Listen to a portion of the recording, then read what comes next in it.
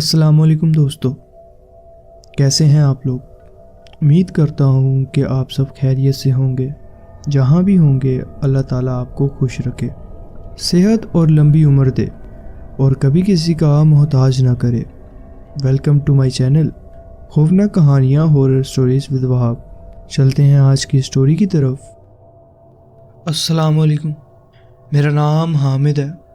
کچھ سال پہلے کی بات ہے، جب میرے اور میرے دوست کے درمیان ایک پلان بنا تو ہم نے فیصلہ کیا کہ ایک خالی گھر کو ایکسپلور کرتے ہیں جو میں نے اس ہفتے کے شروع میں گاڑی چلاتے ہوئے دیکھا تھا۔ ہمارے شہر میں زیادہ تر گھر اور محلے ہیں، لیکن اگر میں اپنے گھر سے تھوڑا سا نارتھ کی طرف جاؤں تو وہاں کھلی زمین اور سنسان راستے ملتے ہیں۔ وہ گھر بہت پرانا تھا اور ٹوٹی پھوٹی حالت میں تھا۔ ایک بہت زیادہ جنگلی گھاس والی زمین کے بیچ میں اکیلا وہ گھر تھا۔ صرف لگتا تھا کہ بہت عرصے سے وہ گھر چھوڑا گیا ہو، کیونکہ اس کے شیشے ٹوٹے ہوئے تھے اور دیواریں بھی کافی ٹوٹی ہوئی تھی۔ ہم نے ڈیسائیڈ کیا کہ ہم تھوڑا قریب جا کر دیکھتے ہیں۔ گھر تک کوئی روڈ یا راستہ نہیں تھا، تو ہم نے اپنی گاڑی روڈ کے کنارے پہ پارک کی اور لمبی گھاس کو پھلانگتے ہوئے گھر تک چل دیے۔ گھاس میرے گھٹنوں تک آ رہی تھی اور لگتا تھا کہ یہ زمین سالوں سے کسی نے نہیں چھوئی۔ گھر بہت پرانا لگ رہا تھا، شاید 90s کے آغاز میں بنا تھا۔ لکڑی پرانی اور کافی ٹوٹی حالت میں تھی۔ گھر کے اندر کا رنگ بھی کافی خراب ہو گیا تھا۔ پودے اور بالیاں تمام دیواروں کو ڈھک چکی تھیں اور جو کہ شیشے ٹوٹی حالت میں تھے۔ دروازے جو کہ زنگ آلودہ لگ رہے تھے۔ جب ہم گھر کے قریب پہنچے، میرا دوست اچانک رک گیا اور بولا کہ وہ آگے نہیں جائے گا۔ اس نے کہا کہ اسے یہ جگہ عجیب لگ رہی ہے اور بار بار کہتا رہا کہ اس جگہ کا ماحول ٹھیک نہیں ہے۔ میں نے اسے منانے کی کوشش کی، لیکن اس نے منع کر دیا اور واپس رک گیا۔ میں اکیلا ہی آگے چل دیا۔ جب میں گھر کے پاس پہنچا تو میں نے ٹوٹی پھوٹی اور دھول سے بھرے شیشوں سے جھانک کر دیکھا۔ اندر دیواریں ٹوٹی ہوئی تھی، فرش ٹوٹا پھوٹا تھا اور پرانی فرنیچر دھول سے ڈھک چکی تھی۔ لگتا تھا یہ جگہ سالوں سے کسی نے نہیں دیکھی ہے۔ میں نے سامنے کا دروازہ کھولنے کی کوشش کی، لیکن وہ مضبوطی سے بند تھا۔ ہار نہیں مانی تو میں نے گھر کے چاروں طرف چل کر کوئی راستہ ڈھونڈنے کا سوچا۔ تبھی میری نظر گھر کے ایک طرف پرانے بیسمنٹ کے دروازے پر پڑی۔ وہ پرانا اور کافی زنگ آلودہ لگ رہا تھا، لیکن جب میں نے اسے کھینچ کر دیکھا تو وہ لاک نہیں تھا۔ میں دھیرے دھیرے پرانی لکڑی کی سیڑھیوں سے نیچے اترنے لگا۔ آدھے راستے تک پہنچ کر میں رک گیا اور اندھیرے میں آنکھوں کو ایڈجسٹ کرنے لگا۔ بیسمنٹ پرانی چیزوں سے بھری ہوئی تھی، فرنیچر، باکسز اور پرانے سامان سے۔ پھر میری نظر کونے میں کچھ عجیب سی چیز پر پڑی۔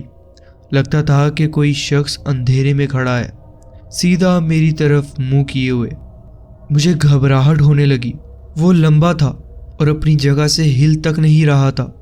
اس کے ہاتھ اس کے جسم کے کنارے لٹک رہے تھے۔ میں دیکھ نہیں پایا کہ وہ کیا پہنے ہوئے تھا یا اس کا چہرہ کیسا تھا۔ مجھے لگا شاید میری آنکھیں دھوکہ کھا رہی ہیں، یہ اصل میں نہیں ہو سکتا۔ میں اور زیادہ گھور کر دیکھنے لگا کہ کیا واقعی وہاں کوئی لمبا سا سایہ کھڑا تھا۔ پھر اچانک وہ تھوڑا سا ہلا اور ایک گہری اور بھاری سی آواز نکالی، جیسے کوئی بھاری چیز سانس لینے کی کوشش کر رہی ہو۔ میرا دل تیزی سے دھڑکنے لگا اور مجھے ڈر نے گھیر لیا۔ میں بنا سوچے سمجھے پلٹا اور سیدھا واپس باہر کی طرف بھاگ گیا۔ جب میرے دوست نے میرے چہرے کی حالت دیکھی جب میں بیسمنٹ سے باہر نکلا تھا تو وہ بھی فوراً گاڑی کی طرف بھاگ گیا۔ اس نے کہا کہ میں ایسا لگ رہا تھا جیسے کوئی بھوت دیکھ لیا ہو۔ جب ہم گاڑی چلا کر وہاں سے نکل رہے تھے تو میں بار بار پیچھے دیکھتا رہا۔ ڈر لگ رہا تھا کہ شاید کوئی ہمیں فالو کر رہا ہو، لیکن وہاں کوئی نہیں تھا۔ یہ تھا میرا واقعہ جو میں آپ کے ساتھ شیئر کرنا چاہتا تھا۔ جی بہت بہت شکریہ، آپ نے اپنی کہانی ہمارے ساتھ شیئر کی۔ بڑھتے ہیں اپنی نیکسٹ سٹوری کی طرف۔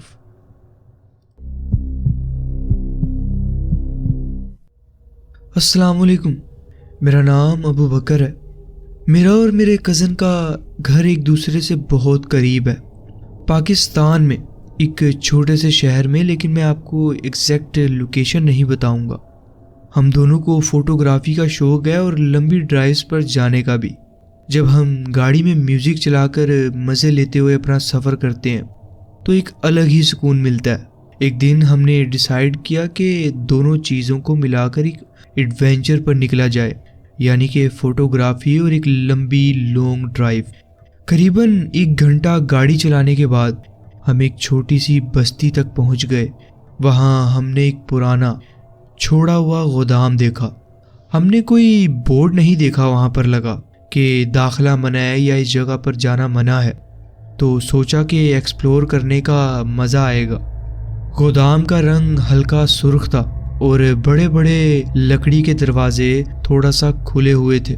پینٹ جھول چکا تھا اور لکڑی کافی پرانی لگ رہی تھی، مگر دیواریں اب بھی مضبوط تھی، اس لیے مجھے اندر جانے سے کوئی ڈر نہیں لگا۔ مجھے پرانی جگہوں کو ایکسپلور کرنے کا شوق ہے اور میں اس سے بھی قریب بلڈنگز میں جا چکا ہوں۔ جیسے ہی ہم اندر گئے، کسی طرح ہم سیدھا بیسمنٹ تک پہنچ گئے۔ وہاں جاتے ہی مجھے کچھ عجیب سا محسوس ہوا۔ بیسمنٹ میں ہر طرف کھلونے اور فرنیچر بھرے ہوئے تھے۔ ماحول بہت ہی کریپی لگ رہا تھا اور میرے کزن کو بھی وہی محسوس ہوا۔ ہم دونوں کو کچھ ٹھیک نہیں لگ رہا تھا اس جگہ۔ گودام کے پیچھے ایک بڑا سا مکئی کا کھیت تھا جو بلڈنگ کے بالکل پیچھے تک جاتا تھا۔ لمبی مکئی کی بالیاں ہلکی ہوا میں ہل رہی تھی جو ایک عجیب سی خاموشی اور ڈر کا احساس دے رہی تھی۔ ہم نے سوچا کہ شاید کریٹیو فوٹوز لیے جائیں، تو ہم مکئی کے کھیت میں چل دیے۔ میں نے اپنے کزن کی کچھ تصویریں کھینچی جب وہ مکئی کی بیلوں کے بیچ کھڑا تھا۔ دھوپ پتوں میں سے گزرتی ہوئی لمبی چھاؤں بنا رہی تھی۔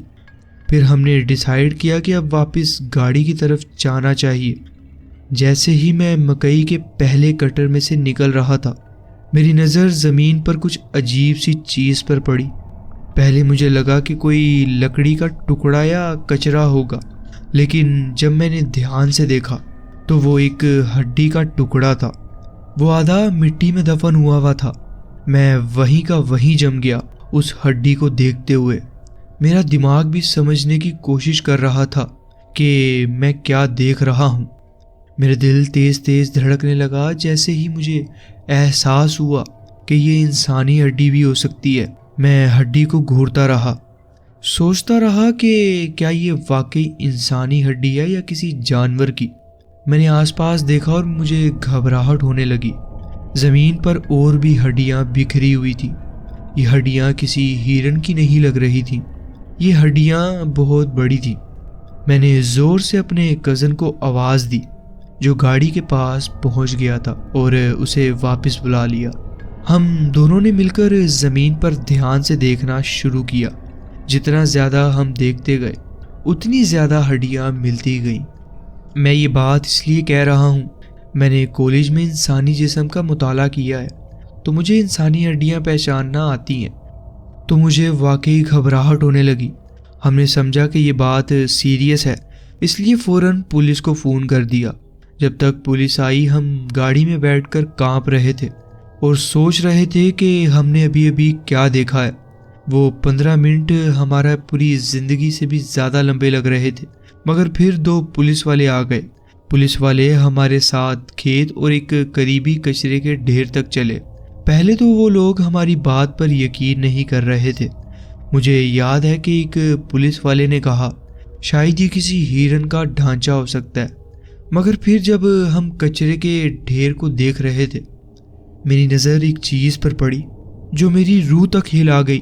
ایک پورا رب کیج کچرے میں پڑا ہوا تھا۔ یہ دیکھ کر کوئی شک نہیں تھا کہ یہ انسانی ڈھانچہ ہے۔ میں نے پولیس والوں کو یہ دکھایا اور دونوں آفیسرز فوراً رک گئے۔ ان کا رویہ بالکل بدل گیا اور انہیں سمجھ آ گیا کہ یہ کوئی جانور کی ہڈیاں نہیں ہیں۔ پولیس والوں نے ہمیں کہا کہ ہمیں وہاں سے جانا پڑے گا کیونکہ اب فورینسک ٹیم کو بلایا جا رہا تھا تاکہ ثبوت جمع کیے جا سکے۔ ہم دونوں پوری طرح سے ہلے ہوئے تھے۔ سمجھ نہیں آ رہی تھی یہ سب کیا ہو گیا۔ جب ہم گاڑی میں واپس جا رہے تھے میری نظر گودام کے دروازے کے پاس ایک داخلہ منع ہے والے بورڈ پر پڑی۔ مجھے یقین ہے پولیس والوں نے بھی یہ سائن دیکھا تھا، لیکن انہوں نے کچھ نہیں کہا، جیسے یہ کوئی بات ہی نہیں تھی۔ جاتے ہوئے ہم نے پولیس والوں کو اپنی کانٹیکٹ انفارمیشن دی، مگر اس کے بعد ہمیں کبھی کوئی خبر نہیں ملی۔ یہ تھا میرا واقعہ جو میں آپ کے ساتھ شیئر کرنا چاہتا تھا۔ جی بہت بہت شکریہ، آپ نے اپنی کہانی ہمارے ساتھ شیئر کی۔ اگر آپ کو یہ کہانی پسند آئی ہو تو ویڈیو کو لائک کریں، چینل کو سبسکرائب کریں اور بیل آئیکن پریس کریں۔ اپنا بہت خیال رکھیں اور دعاؤں میں یاد رکھیے گا۔ اور اگر آپ کے پاس بھی کوئی ایسی سٹوری ہے تو نیچے دیے گئے ڈسکرپشن میں جو ای میل ہے اس پہ سینڈ کریں تاکہ آنے والی ویڈیوز کا وہ حصہ بن سکے۔ اللہ حافظ۔